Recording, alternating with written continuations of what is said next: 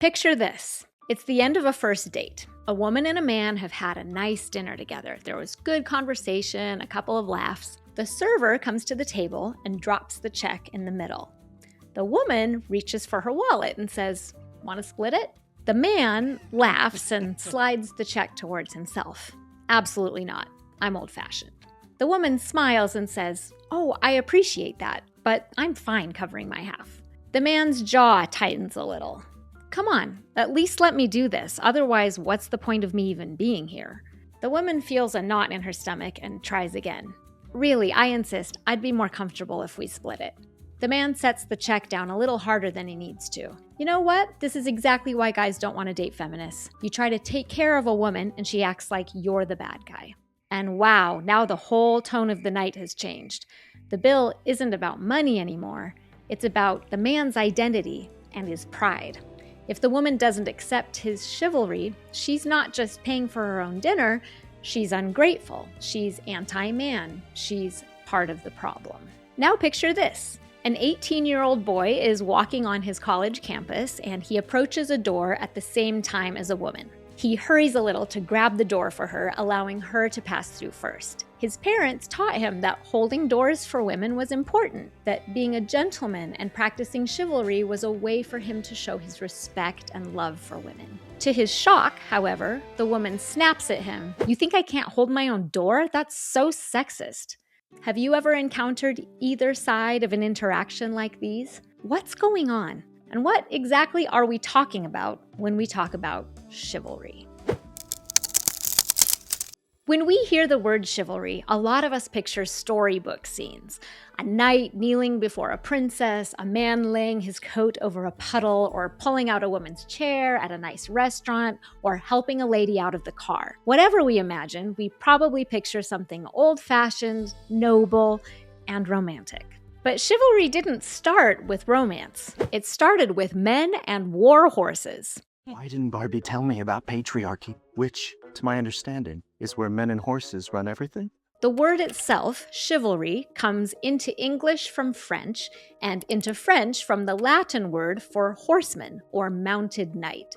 So chivalry originally meant something like horse soldiers. And that's just what they were when they started to appear in the 8th century, a professional class of armed men on horseback. But these guys were not the knights in shining armor that you're thinking of.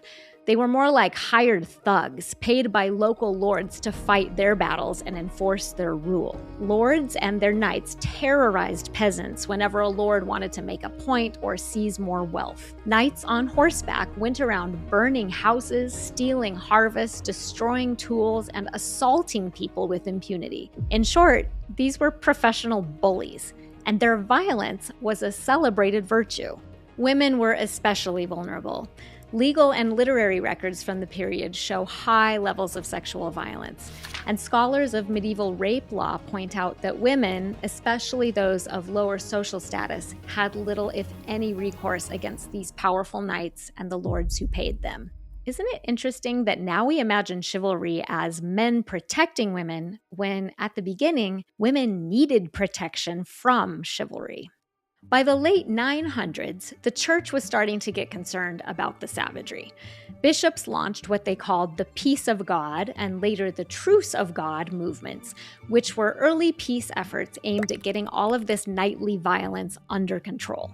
The church's decrees threatened knights with spiritual penalties if they attacked non-combatants, especially women, priests, pilgrims, merchants, and other unarmed people that knights had been preying on. And eventually, under the pressure from the church, chivalry started evolving into something different. From about the 12th century forward, there are records of people talking about chivalry as a moral and social code for knights.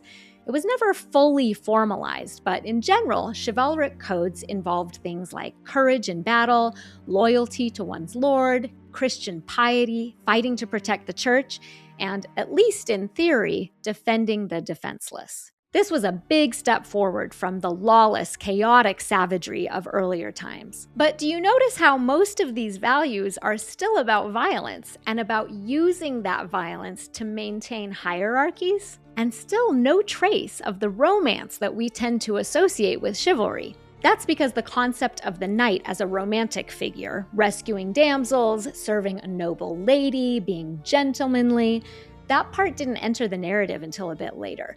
And it didn't come from the historical record, it came from literature, from fiction. As the 12th century drew to a close, a new fashion swept through aristocratic courts. It was called courtly love.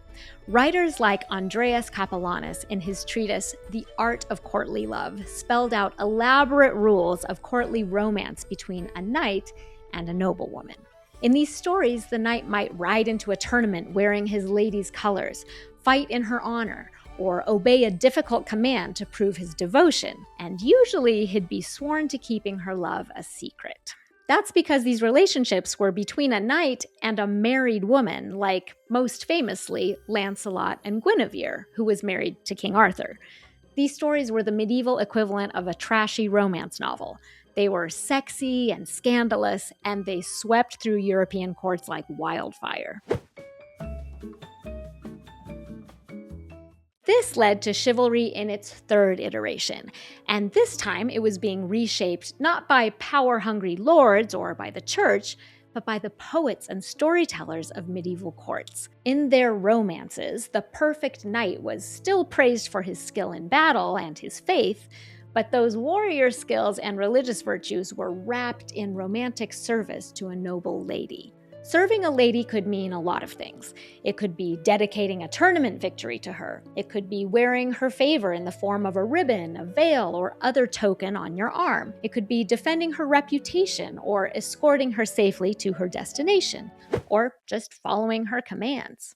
This could look tender, knights pining in silence, writing poems, competing in jousts, and doing daring deeds for milady. Marion, my love, will you marry me? Oh, darling, I thought you'd never ask me. But the lady was still a prize to be won, sometimes literally.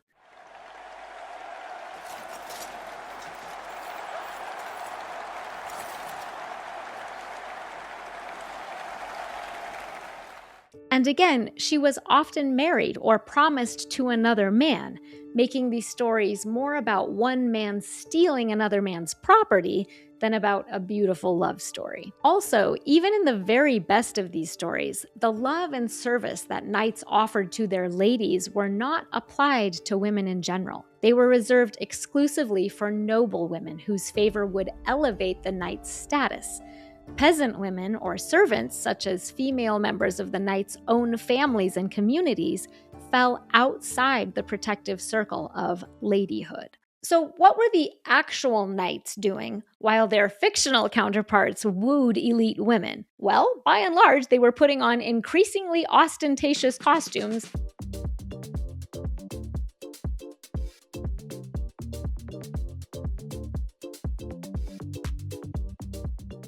and continuing what they'd always done, serving the will of the ruling class through acts of violence. And even when these real flesh and blood knights tried to be more honorable, when they pledged to defend women, for example, please again remember that they still only meant the wealthy Christian women. That same romantic and chivalrous knight remained free to assault lower status women with little or no consequence. As written in the same book I mentioned earlier, The Art of Courtly Love, when it came to peasant women, knights were encouraged to, quote, find a convenient place, do not hesitate to take what you seek, and to embrace them by force. As the centuries passed, the world changed, and knighthood slowly shifted into more of an honorific title. But the idea of chivalry didn't disappear. Instead, it got repackaged. In the early modern period, that's roughly 1500 to 1700, Europe saw a boom in books about courtesy, as in manners from the royal court. This is when the fictional chivalric ideal of the knight finally acquired his manners. Baldassare Castiglione's Book of the Courtier, for example, became hugely influential in the 1500s as a guide to the ideal nobleman, combining martial prowess with polished social graces, moral awareness, and a carefully staged respect toward women. These manuals and others like them created a more polished version of the fictional knight. This updated knight wouldn't just be heroic, though that was still important. He'd be polished, posh, and refined, a paragon of etiquette. At the same time, the memories of what actual knights had been were being quietly forgotten, written over by centuries of stories about their sanitized, totally fictional counterparts. Those horse warriors who had terrorized villages and assaulted women were reimagined as the very model of a modern gentleman. By the 18th and 19th centuries, especially in Victorian England, a medieval revival took place, and writers, clergy, and social reformers all latched onto chivalry as a way to define gentlemanly behavior. To do this, they blended that fictional concept of medieval knighthood with the paternalistic gender norms of the Victorian era. Knights became a symbol for men aspiring to their masculine ideal. This, in the 19th century, not even close to the actual medieval period, was when most of today's ideas of chivalry finally settled in. Etiquette advice instructed men to stand when a lady entered or left the room, to take off his hat in her presence, and to lay his coat over a mud puddle so the lady would not sully her shoes. The code was framed as respect for women, but again, it was very selective about who it respected and who counted as a lady. In Victorian practice, that usually meant white, respectable, middle, or upper-class women. Women who did physical labor or worked in domestic service, women in colonized countries, poor women, women of color, these women were still far more likely to be exploited by this chivalrous gentleman than protected. And nowhere was that clearer than in the American South. The Reconstruction-era South saw white elites leaning heavily on the concept of Southern chivalry, the idea that white gentlemen nobly protected their women, meaning white women, from the made-up threat of recently freed black men. The result was a period of lynching and race terror, and historians such as Ida B. Wells, among many others, showed just how much of the justification for this horrific violence was tied directly to chivalry. In the words of Ida B. Wells, to justify their own barbarism, they assume a chivalry which they do not possess. Over and over, the language of chivalry, protecting our women or defending Southern honor, was used as the rallying cry for racial violence. And did you know that white supremacist groups still claim chivalry as a value? The Ku Klux Klan literally styles itself as an order of knights, the Knights of the Ku Klux Klan. They copied knightly rituals, and their founding documents framed their mission as defending womanhood and Christian civilization, classic chivalric values, now being used to justify campaigns of terror against Black Americans. So, from the Middle Ages to the Victorians to Jim Crow, there's one pattern that keeps coming back. Chivalry sometimes brings respect for some privileged women, and often brings violence for everyone else. And that brings us all the way to today. So, how do we experience chivalry now? I think when most people think about chivalry, they're not aware of the historical roots, though now you are. Most people are thinking about who pays the bill at dinner and who opens the door for whom. And these actions can be confusing because, as I said in the introduction, the men performing these gestures are sometimes literally doing the very thing that they were told would honor and respect women. So it's shocking and hurtful to them to be so deeply misunderstood. I imagine my own teenage son making an effort to be respectful to a woman, and I hope that if he doesn't do it quite right, she'll give him the benefit of the doubt and communicate with kindness. So in that spirit of understanding, let's dig in and try to understand the modern implications of what we now call chivalry. Prominent social psychologists Peter Glick and Susan Fiske have studied gender dynamics for decades, and they point out that some forms of sexism are hostile, blatantly claiming that women are inferior and that men should exert authoritarian rule over them, while other forms are benevolent, claiming that women are purer and softer and that men should protect and provide for them. Sound familiar? Chivalry is basically another word for benevolent sexism. Glick and Fiske coined the term ambivalent sexism, as in containing both hostile and benevolent sexism. And they created a tool called the Ambivalent Sexism Inventory. It's basically a questionnaire that measures both kinds.